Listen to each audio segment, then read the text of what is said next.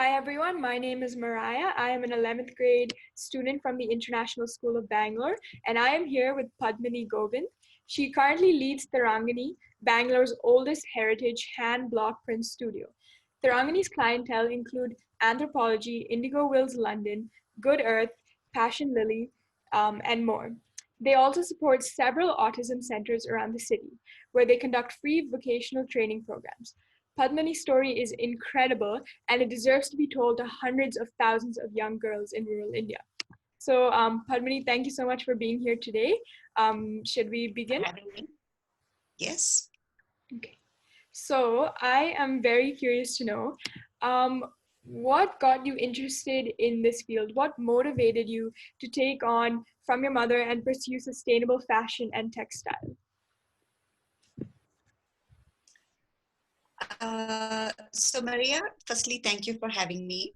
An interesting day for you. It's Tarangini's 43rd birthday today. Oh, So we were set up in 1977 on May 9th. My mom actually set up the studio, but at that time it was more of a hobby business. It was trying to introduce hand block printing and artisanal fabrics to Bangalore, which doesn't really have a huge history of textiles. And I was off in the US doing all things engineering and corporate for almost 18 years. So my schooling and my graduate studies are all in engineering. But when I lived in different cities in the US, like Chicago or Los Angeles, California, I used to connect different designers to Mom and to Tarangini. We returned to India in 2007 and I decided to give up my corporate and take Tarangini on full time because by that time, all of the other textile studios in our city had vanished. And we did not want to see this part of Bangalore's heritage also be lost into a very tech world because once the whole IT tech boom happened in Bangalore, everybody forgot that there was something called fabrics and textiles.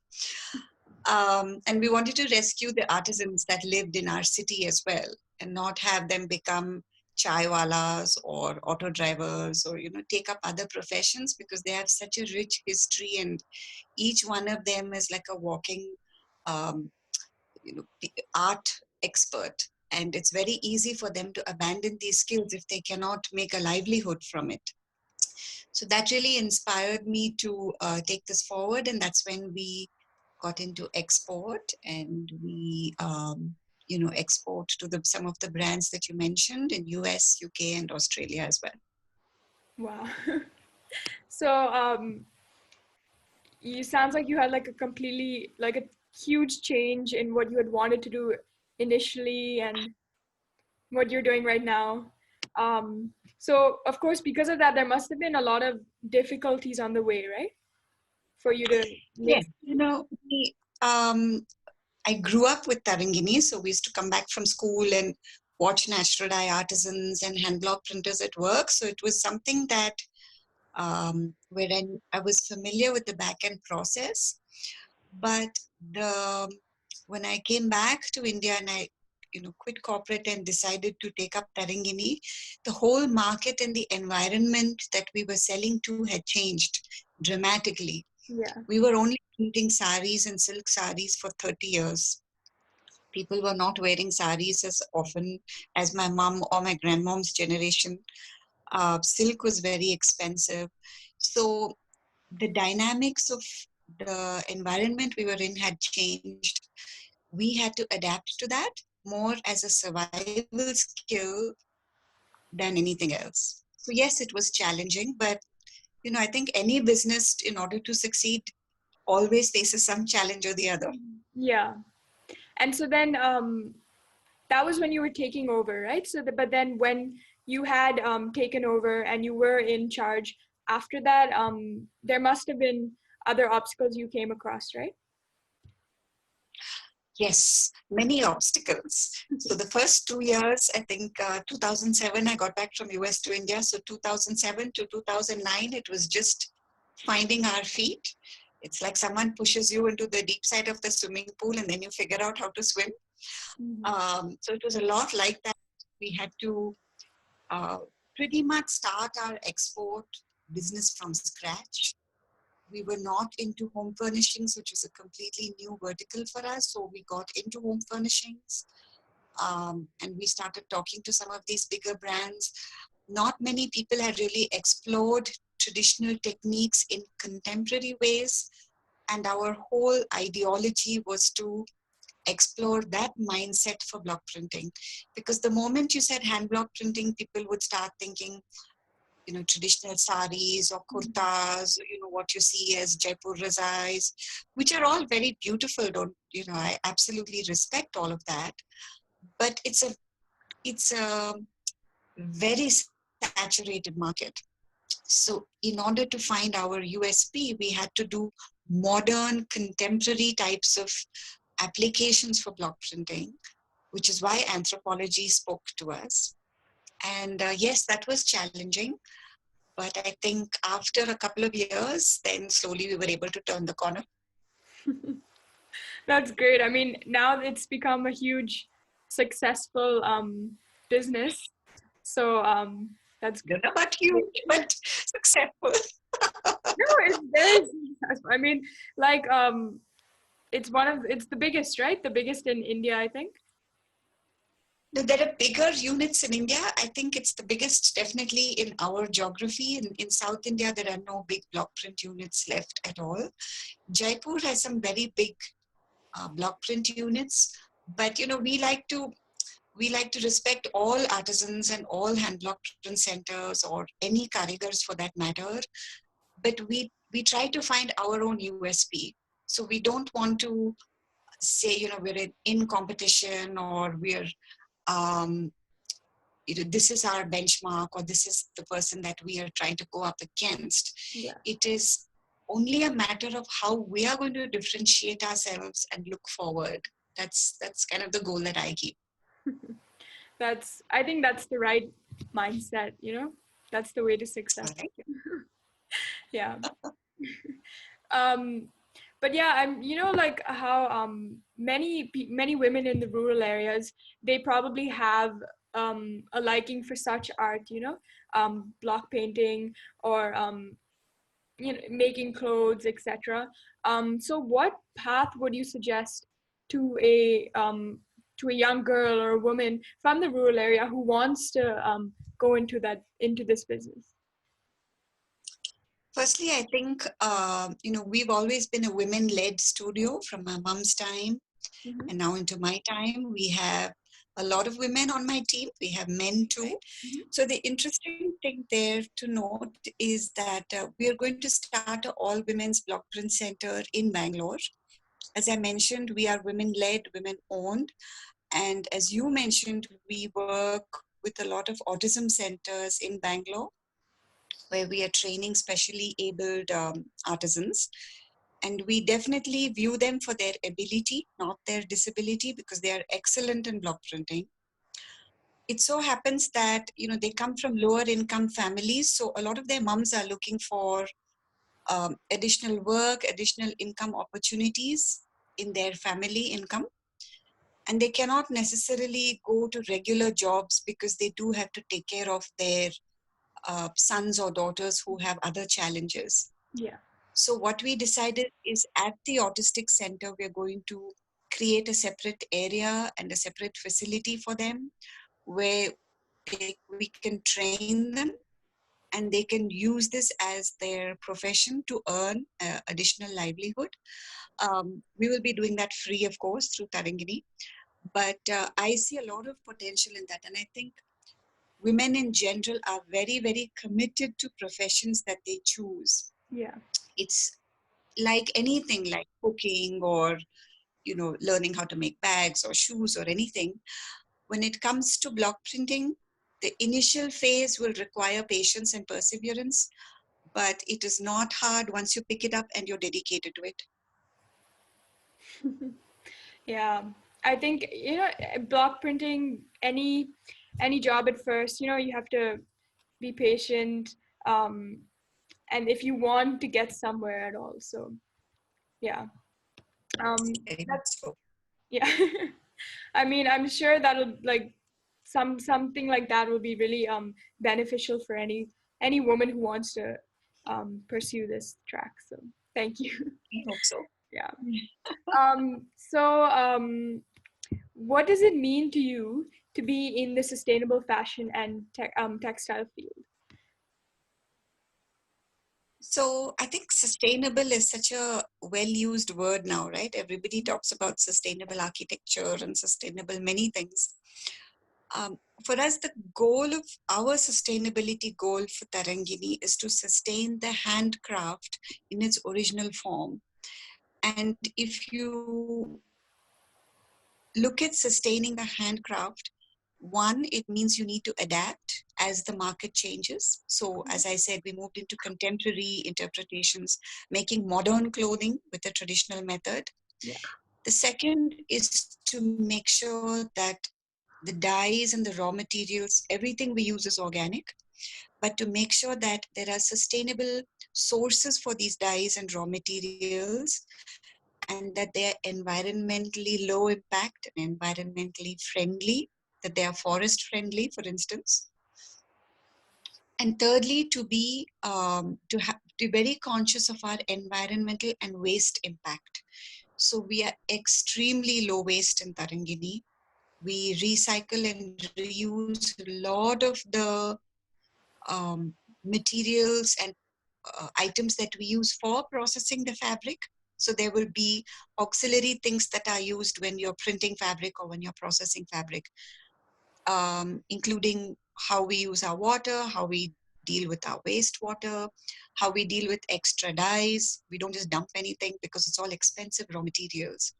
So I think, the larger umbrella is sustainability, but there are a lot of segments within that which we have really studied.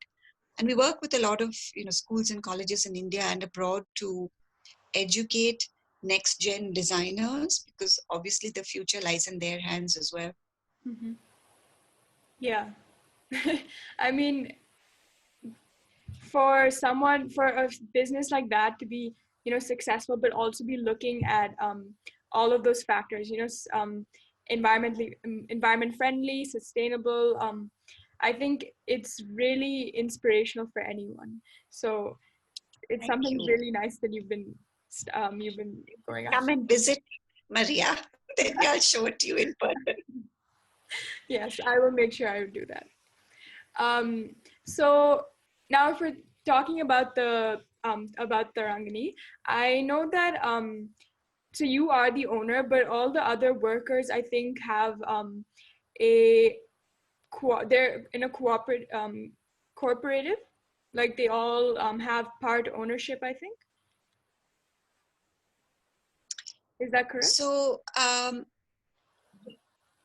how we've struck it's a regular, like a corporation, a regular company, so to speak. It's a proprietorship, but we have a very healthy profit sharing plan. So it's run as a social enterprise. I think that would be the best name to give our type of business. It's not run in a standard way where we say, okay, I'm the business owner and I'm making, all the money, and you guys are workers and we are paying you this much salary. We have made sure that all the workers benefit in our monetary success. So once at the end of each year, typically before Dasara, because Dasara is the big festival here for us, we divvy up all the profits that we've had for that year, and then we make sure that it's divided amongst the entire team that is with us. Plus they get annual increments, they get paid private medical insurance, which at a time like this is absolutely much needed, and I hope they don't have to use it. But they get corporate wage standards, which is why we fall under the fair wage umbrella.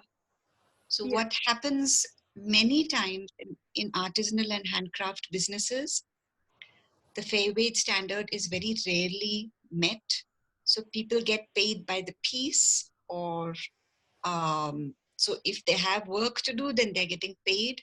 But if somebody has not commissioned, 3 sarees or whatever from a weaver, then he doesn't get paid for that period of time. So they're always on the slippery slope of financial insecurity, and we don't want that for our artisan groups. So they are very, very you know that you're going to have a paycheck in the end of the month. You know that you're invested in the company both financially and emotionally, and that goes a long way in retention of really good talent, which we're lucky to have. Yeah.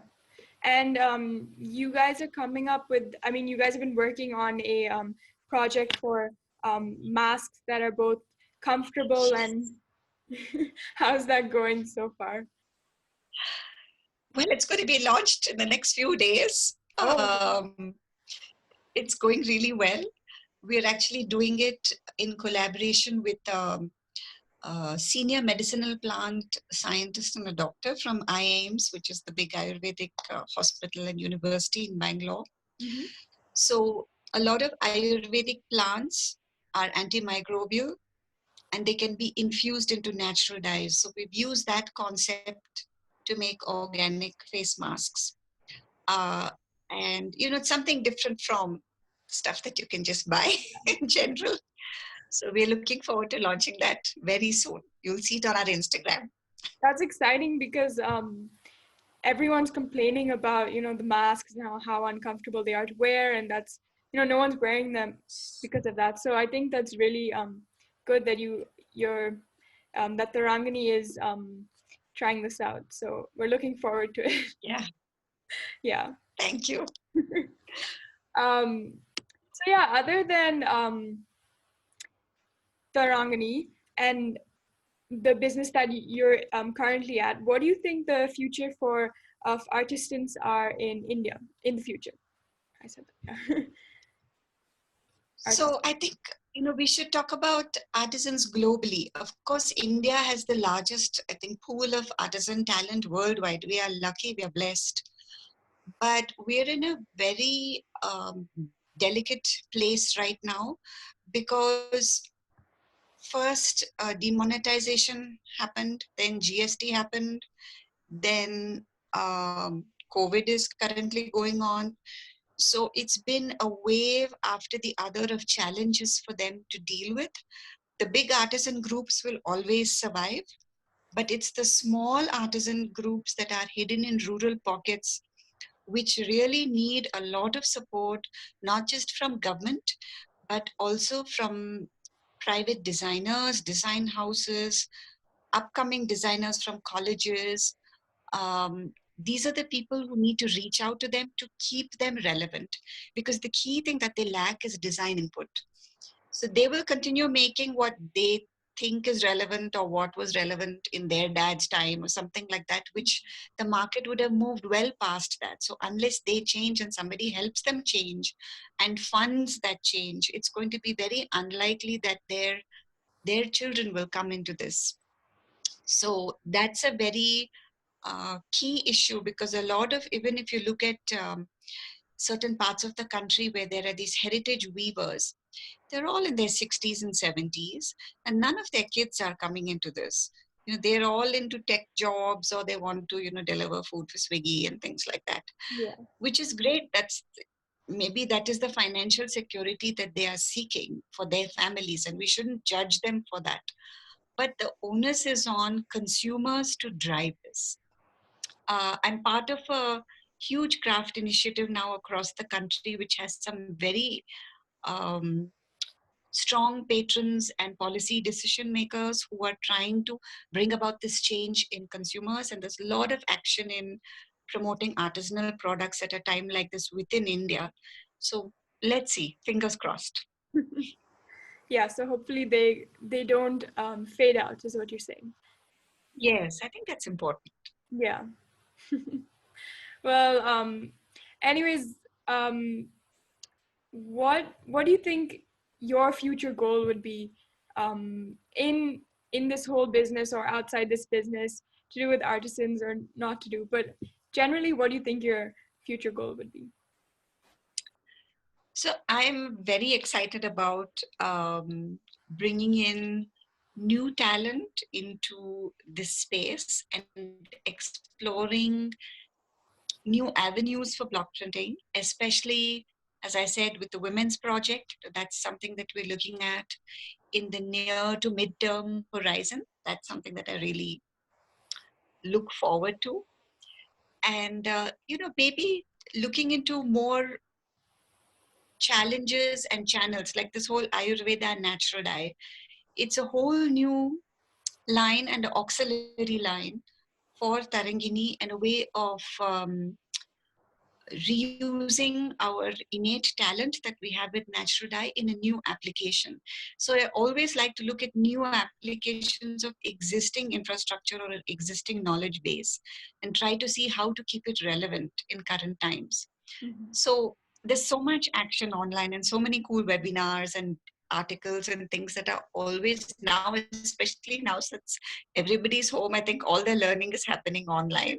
So with these ideas and with young people like you motivating all of us, I think it should be a good time ahead. Well, I'm sure, and like you said, the women's it's to do with primarily autistic women or general. Their children are autistic.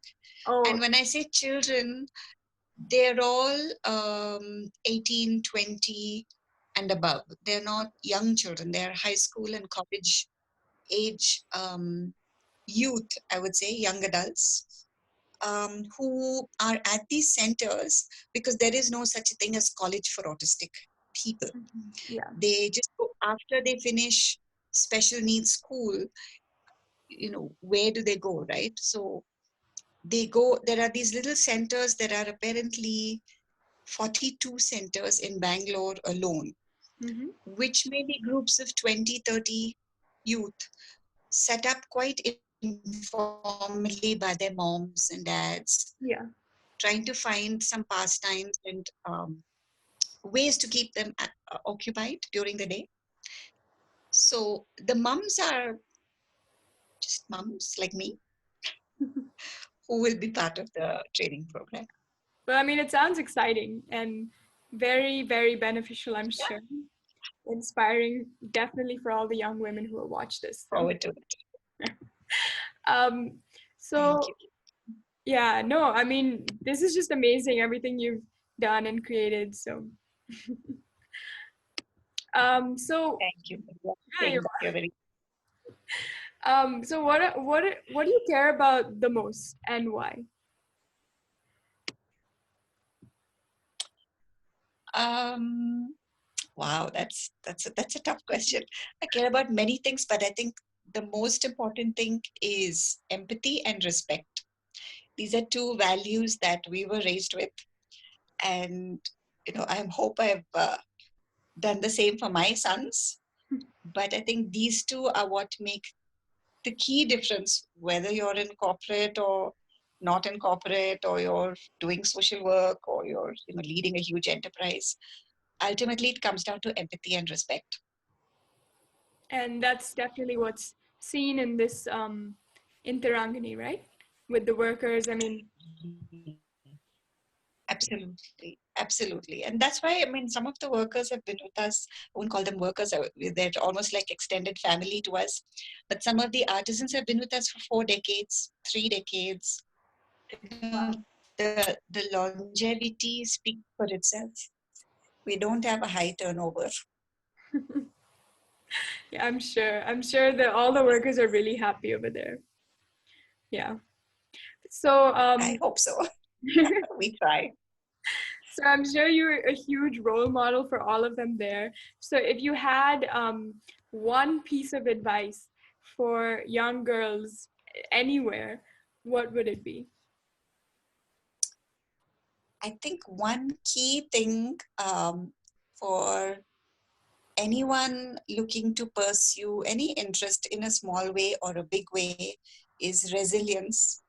Because many times people have big dreams and they have all the energy and enthusiasm and they're very gung-ho at the outset, but either they get frustrated or things don't go their way, and suddenly there's a big dip in that whole initial enthusiasm, which has to carry forward for a continued sustained period of time for anyone to achieve anything, no matter which profession. You can be a cybersecurity expert or a somebody in the police force or somebody in textiles, there are going to be challenges at the outset, especially when you're young, and it can be very frustrating. So I think that resilience is something that is very key for women starting out in any career, and that really goes a long way. Yeah, I agree. I think that's an amazing piece of advice. So thank you. Yeah, so anyways, thank you for being here. Thank you for taking your time to share your journey with us. Thank you for having me. Sorry? Thank you Oh, yes, of course. It was a for having me, Maria. pleasure to talk to you.